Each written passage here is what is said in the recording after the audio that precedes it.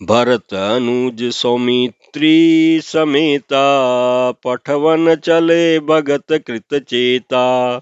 अंगद हृदय प्रेम नहीं थोरा, फिर चितव राम की ओरा। बार बार कर दंड प्रणामा, मन अस रहन कई मोहि रामा। राम बिलोकनि बोलनि चलनी, सुमिरि सुमिरि सोचत हसि मिलनी। प्रभु रुख देखि विनय बहु भासी, चले हृदय पद पंकज राखी।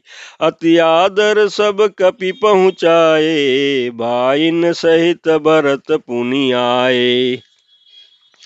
तब सुग्रीव चरण गहि नाना, भांति विनय किन्ने हनुमाना। दिन दस कर रघुपति पद सेवा, पुनि तब चरण देखियहु देवा। पुण्य पुंज तुम पवन कुमारा, सेवहु जाय कृपा आगारा। अस कही कपि सब चले तुरंता, अंगद कहीं सुनऊ हनुमंता। क्यों दंडवत प्रभु मैं तुम्हें करऊं कर जोरी। बार बार रघुनायक कहीं, सुरति कराए हूँ मोरी। प्रमात सियावर रामचंद्र शंकर जी भजो। उत्तरकांड दोहा 19 को।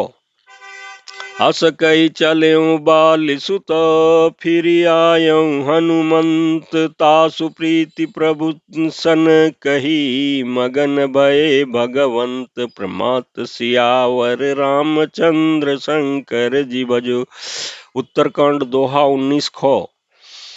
कलिसहु चारि कठोर अति, कोमल कुसुमहु चाही।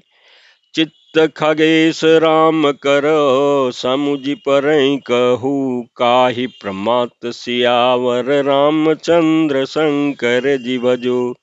उत्तरकांड दोहा 19 गो। इस चौपाई के प्रसंग में तुलसीदास जी कहते हैं कि भक्त की करनी को याद करके भरत जी छोटे भाई शत्रुघ्न और लक्ष्मण जी सहित उनको पहुंचाने चले। अंगद के हृदय में थोड़ा प्रेम नहीं अर्थात बहुत अधिक प्रेम है। वे फिर कर श्री राम जी की ओर देखते हैं और बार बार दंडवत प्रणाम करते हैं। मन में ऐसा आता है कि प्रभु श्री राम जी मुझे रहने को कह दे। वे श्री राम जी को देखने की, बोलने की, चलने की तथा हंसकर मिलने की रीति को याद कर करके सोचते हैं, दुखी होते हैं। किंतु प्रभु का रुख देखकर बहुत से विनय वचन वो कहकर तथा हृदय में चरण कमलों को रख कर वे चले। अत्यंत आदर के साथ सब वानरों को पहुंचाकर भाइयों सहित भरत जी लौट आए। तब हनुमान जी ने सुग्रीव के चरण पकड़कर अनेक प्रकार से विनती की कहा, हे देव, 10 कुछ दिन श्री रघुनाथ जी की चरण सेवा करके फिर मैं आकर आपके चरणों के दर्शन करूंगा। सुग्रीव ने कहा, हे पवन कुमार, तुम पुण्य की राशि हो, जो भगवान ने तुमको अपनी सेवा में रख लिया। जाकर कृपाधाम श्री राम जी की सेवा करो। सब वानर ऐसा कहकर तुरंत चल पड़े। अंगद ने कहा, हे हनुमान सुनो, मैं तुमसे हाथ जोड़ करके कहता हूँ, प्रभु से मेरी दंडवत कहना और श्री रघुनाथ जी को बार बार मेरी याद कराते रहना। ऐसा करके के बाली पुत्र अंगद चले। तब हनुमान जी लौट आए और आकर प्रभु से उनका प्रेम वर्णन किया। उसे सुनकर के भगवान प्रेम मग्न हो गए।